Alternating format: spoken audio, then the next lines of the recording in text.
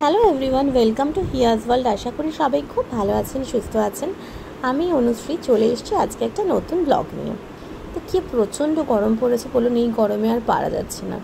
কিন্তু এই গরমে নিজের শরীর, বাড়ির সবার শরীর, এইগুলো কিভাবে ভালো থাকবে সেগুলো আমাদের সবার কাছে একটা খুব বড় চিন্তা। আর আমরা যারা মা, তাদের আর একটা চিন্তা, আমার সন্তান কিভাবে ভালো থাকবে। তো হিয়া যখন স্কুল থেকে ফেরে না, একদম দুপুরের টাইমে ওর প্রচণ্ড গরমের মধ্যে ফিরতে হয়, তো খুবই কষ্ট হয়।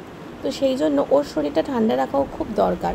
তো সেই জন্যই আমি একটা রেসিপি আপনাদের সাথে শেয়ার করব, আর সাথে একটা রিফ্রেশমেন্ট ড্রিঙ্ক যেটাতে শরীর ঠান্ডা থাকে। তো চলুন দেখে নিই।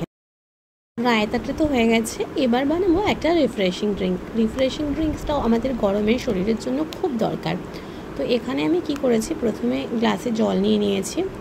এবার এর মধ্যে দিয়ে দেবো লেবু। লেবুটাকে আমি হাফ লেবু কেটে নিয়েছি, আর হাফ লেবুটাকে স্লাইস করে নিয়েছি। তো এই যে হাফ লেবুটা প্রথমে এখানে দিয়ে দিলাম। এখানে লেবুটা ভালো করে রস করে দিলাম।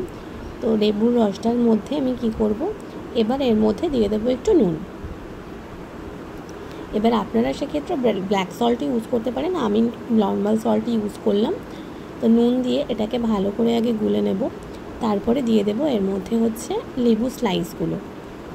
আর এর মধ্যে আপনারা পুদিনা পাতাও দিতে পারেন। তো আমার কাছে পুদিনা পাতা ছিল না আজকে, তাই আমি আর পুদিনা পাতা দিতে পারিনি। আপনারা পুদিনা পাতাও দিতে পারেন, সেটাও শরীরের জন্য খুবই উপকার, শরীর খুব ঠান্ডা থাকবে। তো হিয়া যখন স্কুল থেকে ফেরে, ওকে প্রথমে আমি এই জলটা দিই, এই জলটা খায়, তারপরে ও খাওয়ার পরে এই স্যালাডটা খায়, যে রায়তাটা আমি দেখালাম সেটাও খায়। কারণ এই দুটোতেই ওদের শরীরকে খুব ঠান্ডা রাখে। তো আমার এই দুটো রেসিপি মোটামুটি রেডি হয়ে গেছে। এবার এটাকে একটা বটলে ভরে আমি হিয়ার জন্য রেখে দেবো। দুটো আপনাদের সাথে আজকে আমি শেয়ার করলাম। চলুন এবার একটুখানি রায়তাটা টেস্ট করে নেওয়া যাক, কেমন হয়েছে। নিজেকেও তো দেখতে হবে, তারপরে হিয়াকে দিতে হবে। টেস্টি না হলে ও খাবে না। তো আর তো এখন কেউ নেই বাড়িতে, তাই নিজেকেই টেস্ট করে দেখাতে হচ্ছে যে হ্যাঁ, খেতে এটা ঠিকঠাকই হয়েছে। তো এটা আপনারা অবশ্যই বাড়িতে ট্রাই করতে পারেন। আর এর মধ্যে না চাইলে একটু পুদিনা পাতাও দিয়ে নিতে পারেন, ভালো লাগবে। তো আমার কাছে বললাম আগে পুদিনা পাতা ছিল না, তাই আমি দিতে পারিনি। তবে অবশ্যই ট্রাই করবেন, এটা শরীরের জন্য খুব উপকারী, শরীরকে ঠান্ডা রাখে। বাড়িতে বড়রা ছোটরা সবাই এটা ট্রাই করতে পারেন, বা যদি বয়স্ক মানুষ কেউ থাকেন তাদেরকেও দিতে পারেন, তাদের শরীরের জন্য এটা খুব উপকারী। তো এবার এই যে রিফ্রেশিং যে ড্রিঙ্কটা আমি বানালাম, সেটা একটা বটলে ভরে নিয়েছি, যে ভরে হিয়ার জন্য রেখে দিয়েছি। এই বাবল টির বটলটা টি জাংশন থেকে আনানো হয়েছিল, তো ওই বটলটাই কাজে লাগাচ্ছি। এর মধ্যে ভরে এটা রেখে দিলাম, হিয়া এসে খাবে। তো আজকে ব্লগটা এখানেই শেষ করছি। যদি আপনাদের ব্লগটা ভালো লাগে অবশ্যই একটা লাইক করবেন, কমেন্ট করবেন, আর চ্যানেলটা অবশ্যই অবশ্যই অবশ্যই সাবস্ক্রাইব করবেন। Thank you. Black salt use করতে পারেন, আমি এখানে ব্ল্যাক সল্ট দিলাম না। তারপরে দিলাম এর মধ্যে চাট মশলা, কারণ হিয়া খাবে তো, চাট মশলা না দিলে খেতে চাইবে না। এখানে দিলাম ভাজা মশলা, তারপরে দেবো গোলমরিচের গুঁড়ো। গোলমরিচের গুঁড়োটা খুব বেশি দিলাম না। তারপরে এই যে শসা পেঁয়াজ যেটা আমি কেটে রেখেছি, এই পুরোটা দিয়ে দিলাম এর মধ্যে। দিয়ে এবার এটাকে ভালো করে মিক্স করবো।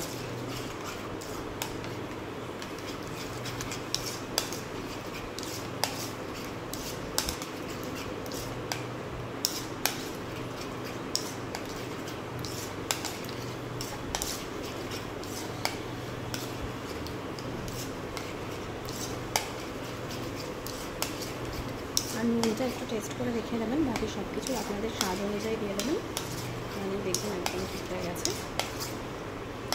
নুনটাকে দিয়ে নিলাম, দিয়ে আমার রায়তা একেবারে মিক্স হয়ে গেছে।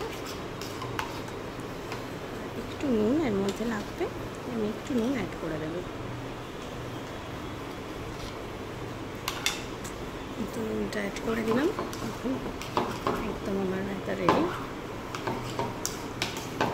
এইটা বাচ্চারা আসলে ওদেরকে দিলে ওরা খুব ভালো লাগবে, কারণ শসাটাও খাওয়া হবে আর দইটাও ওদের যাবে, সেটা শরীরকে ঠান্ডা করবে। আর এইটা আপনারা ওয়েট লসের জন্য ইউজ করতে পারেন, ওয়েট লসেও এটা খুব উপকার হবে। ওয়েট লসের ক্ষেত্রেও এটা খাওয়া যায়, মানে এটা ভাত খাওয়ার আগে যদি খান তাহলে পেটটা অনেকটা ভরিয়ে দেবে। দুপুরবেলা লাঞ্চের আগে যদি খান পেটটা অনেকটা ভরিয়ে দেবে, সেক্ষেত্রে কিন্তু ওয়েট লসেরও এটা কাজ করে, আর শরীরও ঠান্ডা থাকবে। তো আমার রায়তা একদম রেডি।